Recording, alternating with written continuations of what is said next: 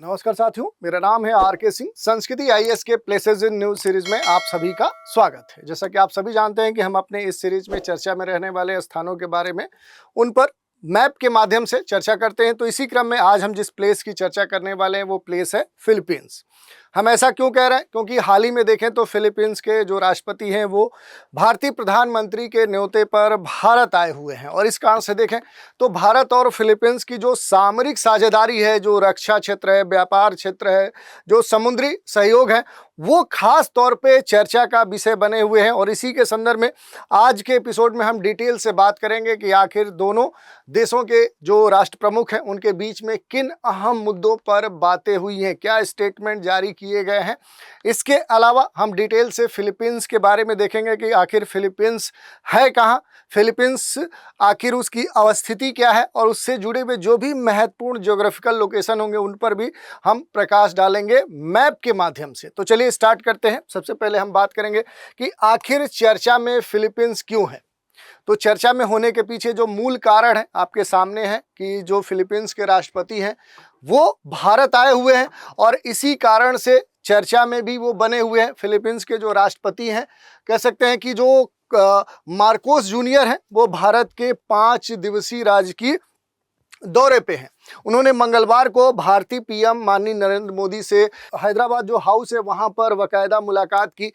जो प्रेस जो ब्रीफिंग है उसके दौरान पीएम मोदी ने पहलगाम हमले की निंदा और आतंकवाद के खिलाफ भारत का साथ देने के लिए, भारत के साथ खड़े रहने के लिए फिलीपींस का शुक्रिया भी किया। इसी मौके के दौरान देखें तो दोनों देशों के बीच कई सारे ऐसे अहम समझौते हैं वो उन पर साइन हुए हैं, और दोनों नेताओं ने कुछ डाक टिकट भी जारी किया है। इस कारण से देखें तो बड़े स्तर पे चर्चा पे ये जो यात्रा है ये बनी हुई है। भारत और फिलीपींस ने राष्ट्रपति जो मार्कोस जूनियर है उनकी पहली जो भारत यात्रा है, इस यात्रा के दौरान अपने जो भी द्विपक्षीय संबंध है उन संबंधों को एक रणनीतिक साझेदारी के तहत उसे और आगे बढ़ाने का एक जो कह सकते हैं कि एक शपथ ली है, एक वादा निभाया है, जिसमें रक्षा, समुद्री सहयोग, व्यापार जैसे जो क्षेत्र हैं उन पर ये खास तौर पे केंद्रित होगा। तो आज के एपिसोड में हम डिटेल से बात करने वाले हैं भारत फिलीपींस के बीच के जो भी संबंध हैं, चाहे वो ऐतिहासिक पृष्ठभूमि उसकी रही हो, चाहे व्यापार, विकास, रक्षा ऐसे क्षेत्र हों, और लास्ट में इससे जुड़े हुए जो भी समरी है उस पर हम बात करेंगे, और फिर मैप के द्वारा फिलीपींस के बारे में बेसिक जो जानकारी है उस पर हम चर्चा करेंगे। सबसे पहली बात कि आखिर पीएम ने अपने संबोधन में कहा क्या है, ये सबसे महत्वपूर्ण बात यहाँ पर देखने को मिल रही है। तो जो अपने देश के प्रधानमंत्री हैं नरेंद्र मोदी, उन्होंने हिंद प्रशांत क्षेत्र के नियम आधारित व्यवस्था का समर्थन किया है कि जो इंडियन पैसिफिक जो रीजन है यहाँ पर एक प्रॉपर व्यवस्था होना चाहिए और नियम आधारित होनी चाहिए। ऐसा नहीं कि किसी की ज़बरदस्ती किसी क्षेत्र के आधार पर चलनी चाहिए। ऐसा नहीं कि चीन की तरह अपना 9 डैश लाइन मैप ला देना चाहिए कि ठीक है ये पूरा क्षेत्र हमारा है। इस तरह की बात भारतीय प्रधानमंत्री ने की है। भारत फिलीपींस जल्द ही इसके संदर्भ में देखें तो असर दिखाने वाले कुछ प्रोजेक्ट्स हैं, जो परियोजनाएं हैं उनको बढ़ाएंगे, और भारतीयों को फ्री वीजा एंट्री देने का भी फैसले का स्वागत किया गया है इस दोनों देशों के द्वारा। तो इस कारण से देखें तो ये चर्चा में है। इसके अलावा देखेंगे भारत के संदर्भ में कहा जा रहा है कि फिलीपींस के जो पर्यटक हैं उनको फ्री ई वीजा की सुविधा अब दी जाएगी। दिल्ली और मनीला के बीच में सीधी जो फ्लाइट है वो शुरू करने के लिए काम स्टार्ट हो चुका है। फिलीपींस डेटा क्लाउड स्ट्रक्चर के विकास में भारत मदद करेगा। यही नहीं, फिलीपींस को अगले साल जो आसियान की जो अध्यक्षता है उसके लिए भारत फिलीपींस का सहयोग भी करेगा। तो ये सारे मुद्दे हैं जिस कारण से देखें तो दोनों देशों के बीच में चर्चा हुई। यहाँ पर एक महत्वपूर्ण बात है कि जो फिलीपींस के राष्ट्रपति हैं मार्कोस, उनके संबोधन की मुख्य बातें क्या थी। तो राष्ट्रपति मार्कोस ने 2024 के संदर्भ में हुती जो विद्रोही हैं उनके हमले के बाद देखें तो फिलीपीनी जो नागरिक हैं उनको बचाने के लिए भारतीय जो नौसेना है उसने जो प्रयास किया है उसके लिए भारत सरकार का खास तौर पे आभार व्यक्त किया है। यही नहीं, फिलीपींस के राष्ट्रपति ने यह भी कहा कि भारत और जो फिलीपींस है मिलकर एक स्वतंत्र और खुला इंडो पैसिफिक क्षेत्र के निर्माण पर काम अब करेंगे। राष्ट्रपति मार्कोस ने भारतीय जो टूरिस्ट हैं उन टूरिस्ट के लिए वीजा फ्री एंट्री की घोषणा की है, और दोनों देशों के बीच में अक्टूबर 2025 से सीधी जो उड़ानें हैं वो क्या होंगी कि ये क्या की जाएंगी कि 2025 से भारत की जो राजधानी दिल्ली है और फिलीपींस की राजधानी जो मनीला है, इनके बीच में सीधी जो हवाई उड़ान है वो शुरू कर दी जाएगी। इसके अलावा देखें तो जो राष्ट्रपति मार्कोस है, इन्होंने महात्मा गांधी को क्या दी, श्रद्धांजलि भी दी है। और इस कारण से देखें तो पीएम मोदी और द्रौपदी मुर्मू ने भी उनका इसके संदर्भ में स्वागत किया है। यही नहीं, फिलीपींस के संदर्भ में एक और महत्वपूर्ण बात है कि फिलीपींस भारत से ब्रह्मोस खरीदने वाला अकेला देश है। फिलीपींस भारत से ब्रह्मोस खरीदने वाला अब तक का एकमात्र देश है। भारत ने पिछले साल देखें तो अप्रैल में ही फिलीपींस को ब्रह्मोस सुपरसोनिक जो क्रूज मिसाइल है उसकी पहली खेप फिलीपींस को भेजी थी। और दोनों देशों के बीच में देखें तो 2022 में ब्रह्मोस मिसाइल के लिए देखें तो $375 मिलियन का एक डील हुआ था। और इन मिसाइलों की जो स्पीड है आप जानते हैं कि वो लगभग 3 मैक से अधिक है और मारक क्षमता इनकी लगभग 300 किलोमीटर के रेंज की है। तो इस कारण से देखें तो ये फिलीपींस के सामरिक जो क्षेत्र है उसमें मजबूती प्रदान करता है। ब्रह्मोस के एक हर सिस्टम में 2 मिसाइल हैं, लॉन्चर, एक रडार होता है और एक कमांड और एक कंट्रोल सेंटर होता है, जिसके जरिए सबमरीन, शिप, एयरक्राफ्ट या इस तरह के जो भी टारगेट्स हैं उन पर आसानी से इसे हिट किया जा सकता है। तो इस तरह से हमने इसके बारे में देखा। इसके अलावा देखेंगे तो भारत फिलीपींस ने 2 दिन का नौसैनिक अभ्यास भी किया है। भारत और फिलीपींस ने साउथ चाइना सी में, दक्षिण जो चीन सागर है, वहां पर पहली बार संयुक्त नौसैनिक अभ्यास किया। अभी हाल ही में 3 अगस्त को शुरू हुआ ये 2 दिन का एक नौसैनिक अभ्यास था। भारत की ओर से देखें तो जो विध्वंसक पोत है आईएनएस दिल्ली, टैंकर आईएनएस शक्ति और कार्वेट आईएनएस किल्टन इस अभ्यास में शामिल हुए। वहीं फिलीपींस ने बीआरपी जो मिगुएल है मलबार और जो बीआरपी जोस रिजाल फ्रिगेट है उनको यहाँ पर तैनात किया था। सबसे खास बात है कि जो ये साउथ चाइना में जो ये एक नवल जो अभ्यास हुआ है, तो साउथ चाइना जो सी है इसको लेकर हमेशा जो भारत का पड़ोसी देश कौन है, जो चीन है, वो इस क्षेत्र पर दावा करता है। और इसके लिए उसने एक पूरा 9 डैश मैप भी बनाया है कि इस 9 डैश के अंदर आने वाला पूरा जो क्षेत्र है उस पर चीन का अधिकार है। तो चीन इसे विवादित इलाके के तौर पे पेश करता है। भारत और फिलीपींस दोनों एक साथ चीन का जो सीमा विवाद है उस विवाद से कहीं न कहीं निपटने के लिए संकल्प कर चुके हैं। भारत और फिलीपींस की अगर हम बात करें तो दोनों देशों के बीच में एक सामरिक साझेदारी है। जैसा कि ब्रह्मोस के संदर्भ में हमने कहा, रक्षा, व्यापार, समुद्री जो सहयोग है वो बड़े स्तर पर रहे। अगर इसके ऐतिहासिक पृष्ठभूमि की बात करें तो भारत और जो फिलीपींस है आज से नहीं, वर्ष 1949 से इनके बीच में जो राजनयिक संबंध है वो स्थापित हुए।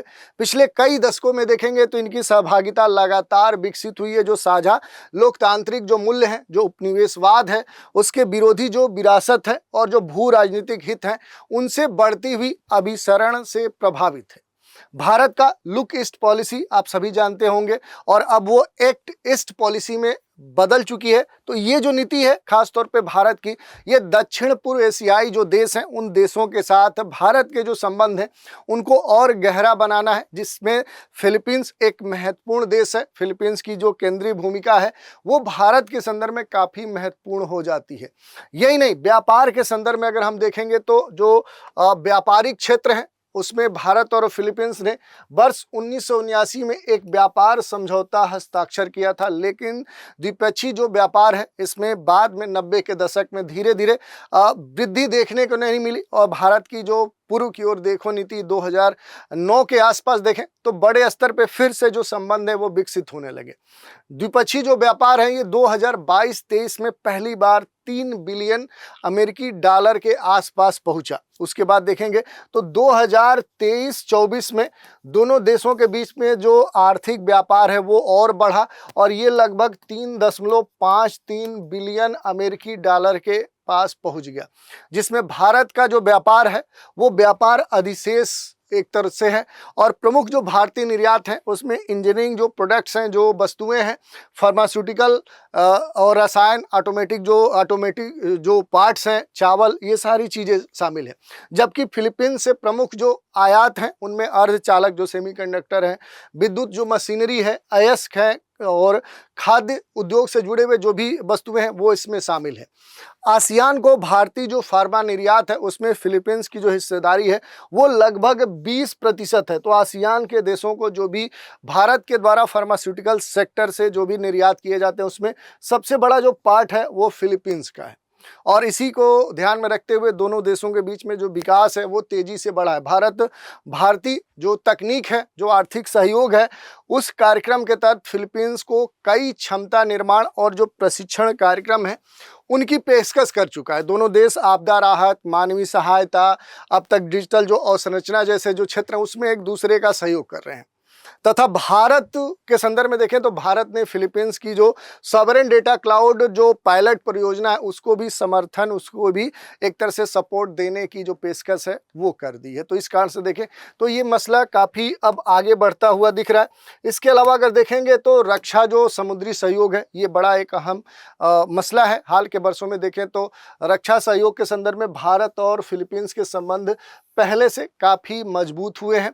2022 में भारत ने फिलीपींस की नौसेना को ब्रह्मोस जो क्रूज मिसाइल है उसकी आपूर्ति के लिए 375 कह सकते हैं कि मिलियन अमेरिकी डॉलर का एक ऐतिहासिक सौदा किया था, जिससे ये दक्षिण पूर्व एशिया में भारत का पहला सबसे बड़ा रक्षा सौदा माना गया था। भारत और फिलीपींस ने संयुक्त नौसैनिक अभ्यास, समुद्री सुरक्षा, जो भी रसद सामग्री है, सैन्य जो प्रशिक्षण है, उस पर नियमित जो वार्ता है वो भी आयोजित की है। और इसी कारण से बढ़ता हुआ जो गठबंधन है ये चीन सागर और चीन की जो आक्रामक नीति है, जो यहाँ पर सागरी क्षेत्र नियम आधारित जो समुद्री व्यवस्था है उसके लिए काफ़ी महत्वपूर्ण हो जाती है। इस कारण से देश दुनिया में ये चर्चा में भी है।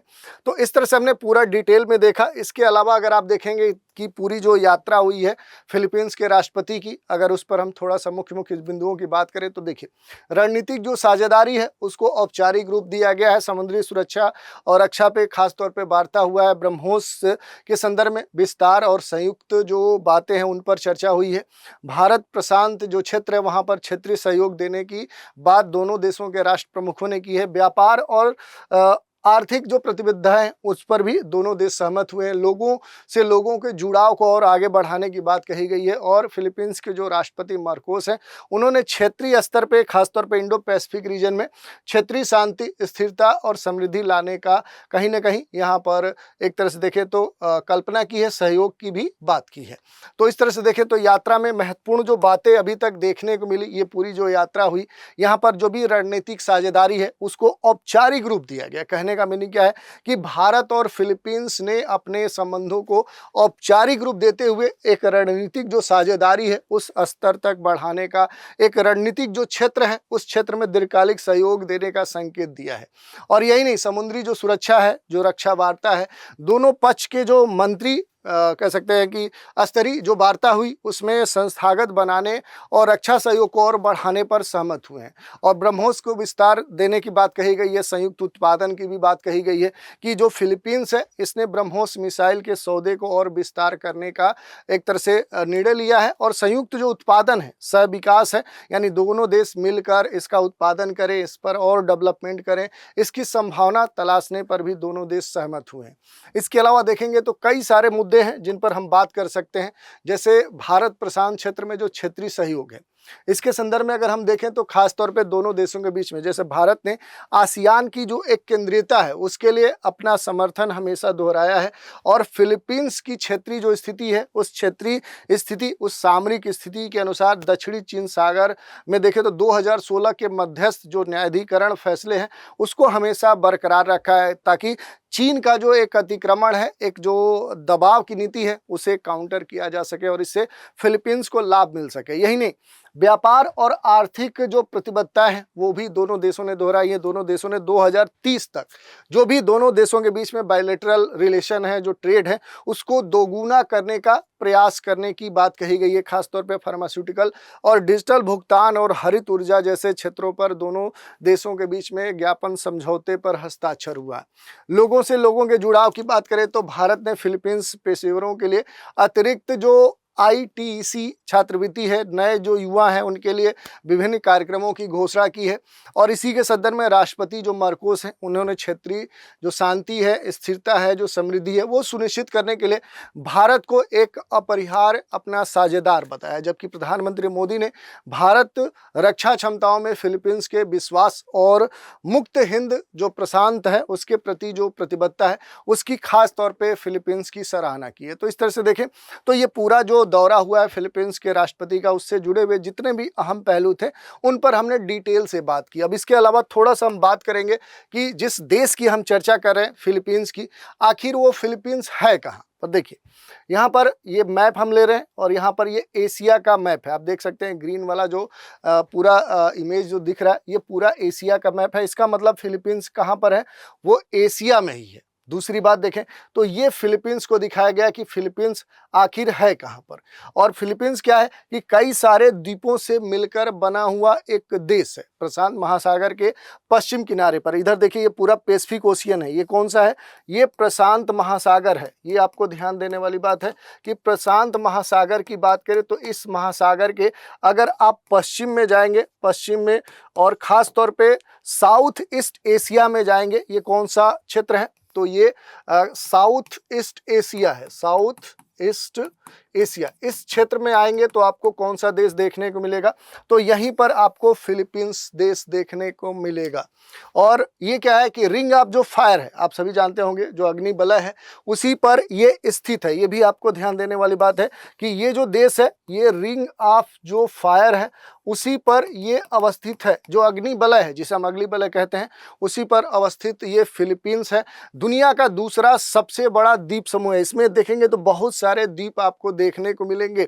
ये कहा जाता है कि इसमें लगभग 7000 से भी अधिक जो द्वीप हैं वो फिलीपींस द्वीप में शामिल किए जाते हैं। भौगोलिक रूप से देखेंगे तो ये जो देश है ये इसकी जो भौगोलिक अवस्थिति है अगर उसकी हम बात करें या कहें कि अक्षांशीय जो स्थिति है वो इसकी क्या है, ये आपसे पूछी जा सकती है। तो आप सभी जानते हैं कि ये पृथ्वी के उत्तर और पूर्वी गोलार्ध में अवस्थित ये महत्वपूर्ण देश है। तो ये इसकी अवस्थिति क्या है, उत्तर और पूर्वी गोलार्ध में अवस्थित ये सबसे महत्वपूर्ण देश है। तो ये इसके बारे में हमने देख लिया। इसके अलावा देखेंगे तो फिलीपींस के उत्तर में और पश्चिम में आएंगे तो यहाँ पर आपको क्या देखने को मिलेगा, ये वाला जो पूरा क्षेत्र है ये चीन सागर का है, यानी कि दक्षिण चीन सागर। यहाँ फिलीपींस के अगर उत्तर पश्चिम में आएंगे तो ये वाला जो क्षेत्र है ये किसका क्षेत्र है, तो ये दक्षिण चीन सागर वाला क्षेत्र आपको देखने को मिलेगा।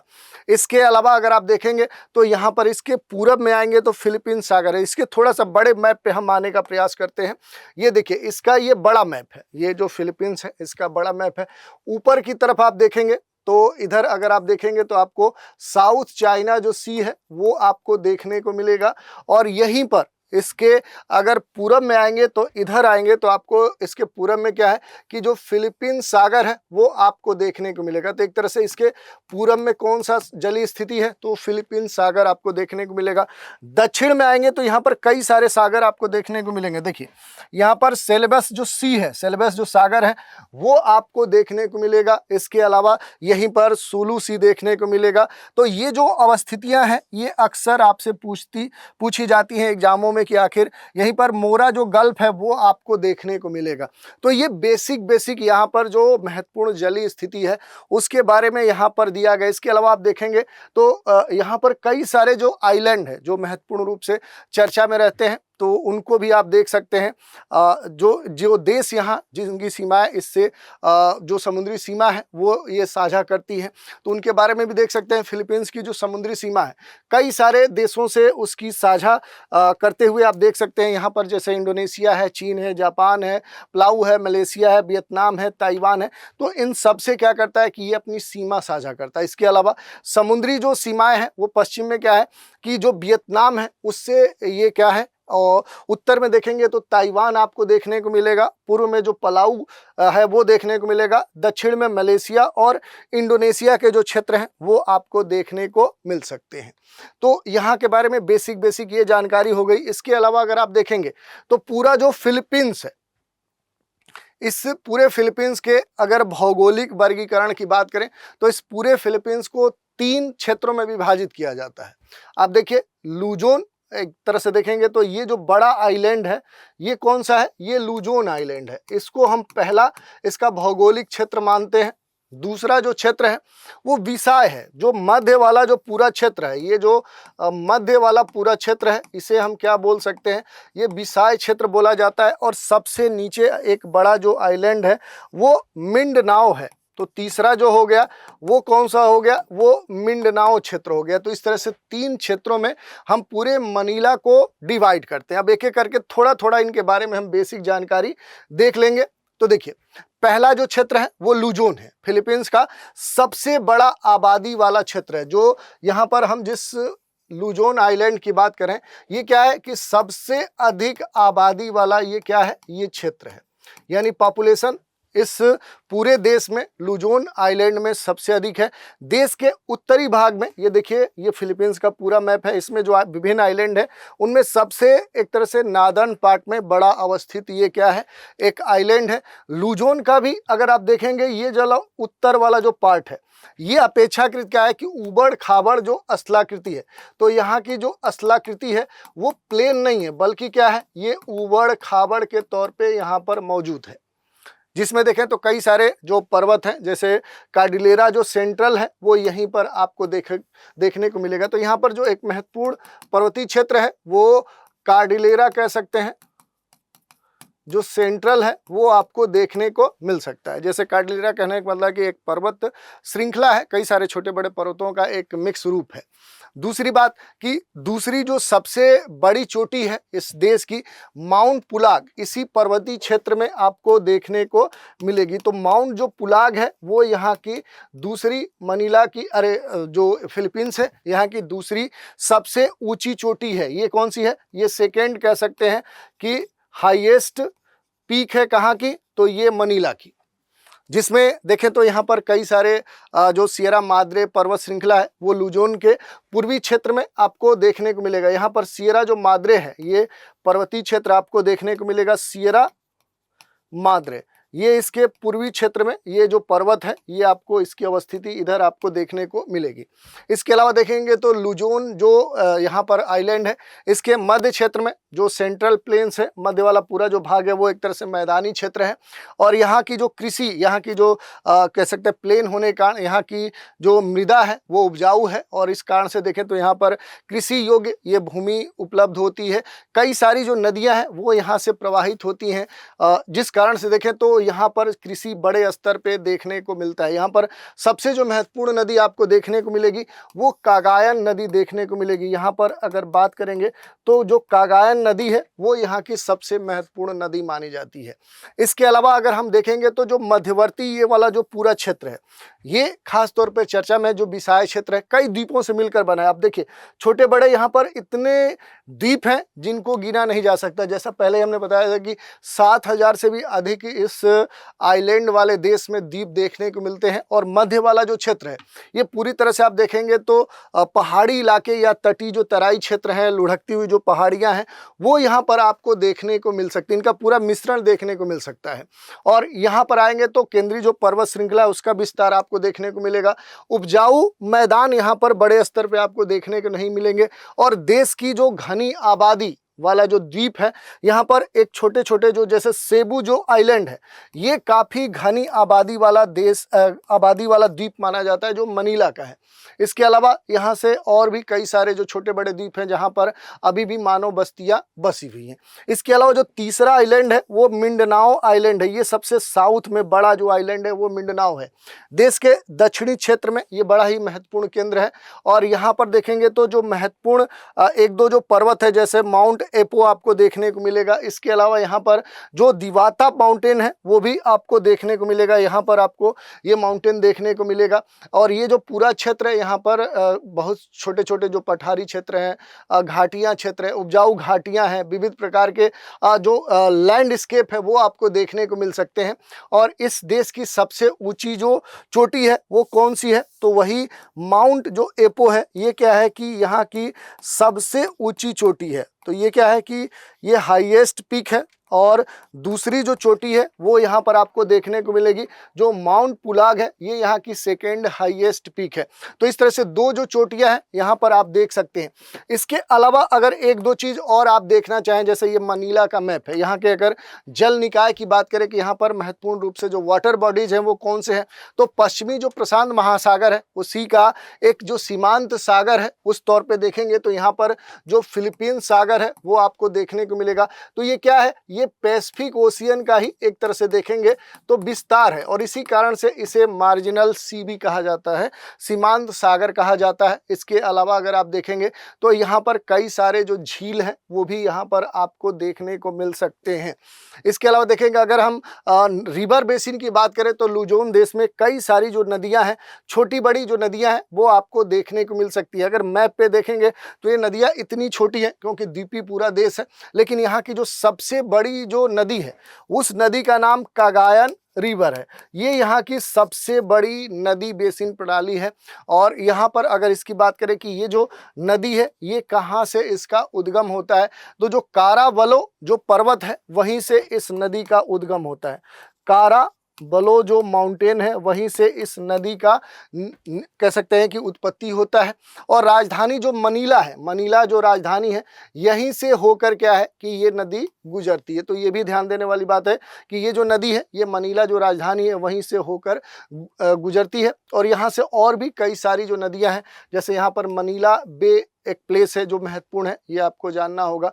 राजधानी मनीला से होकर बहने वाली एक नदी पासिग रिवर है, यहाँ पर दिया नहीं गया है लेकिन यहीं से एक रिवर जाती है पासिग रिवर। और ये जो रिवर है इसका निकास कहाँ पर होता है, तो मनीला बे में होता है। तो इस तरह के बहुत सारे जो नदी प्रणालियां हैं वो आपको देखने को मिल सकता है। जो मिंडनाओ, रियो ग्रांडे या डे मिंडनाओ या जो अगुसन नदी प्रणालियां हैं ये सभी क्या है कि मनीला में खास तौर पे देखेंगे तो जो कृषि है, जो मछली पकड़ने की फिशिंग जो सेक्टर है, जो ट्रांसपोर्टेशन है, उसके दृष्टिकोण से काफ़ी महत्वपूर्ण माना जाता है। इसके अलावा अगर आप देखेंगे तो मनीला जो राजधानी है वो इसके एक तरह से देखें तो उत्तर पूरब में इसकी राजधानी आपको देखने को मिल सकती है। कई सारे जो द्वीप है वो मनीला द्वीप समूह में आते हैं। आप देख सकते हैं यहाँ अनगिनत द्वीप आपको देखने को मिल सकते हैं, जिसमें बड़े जो आइलैंड है वो लुजोन आइलैंड है, इधर आएंगे तो मिंडनाओ आइलैंड है, सेबू आइलैंड सबसे अधिक जनसंख्या वाला आइलैंड है। इसके अलावा भी आप देखेंगे तो मिंडारो जो आइलैंड है, इधर आप देखिए बड़े बड़े जो आइलैंड है उनके नाम दिए गए हैं, कैस्बेट है, समर है, लियटे है, सियारागाओ है, ये सारे बड़े आइलैंड हैं मनीला के। इसके अलावा जो यहाँ पर जो महत्वपूर्ण प्लेसेस हैं उनको भी आप देख सकते हैं। जो छोटे छोटे आइलैंड के अलावा अगर आप देखेंगे तो तटीय क्षेत्रों में अपारी यहाँ का एक बड़ा ही महत्वपूर्ण क्षेत्र है। इधर बेगियो जो है वो महत्वपूर्ण क्षेत्र है। माउंट जो पिनाटुबो है उसकी जो स्थिति है वो राजधानी के उत्तर में आपको देखने को मिल सकती है।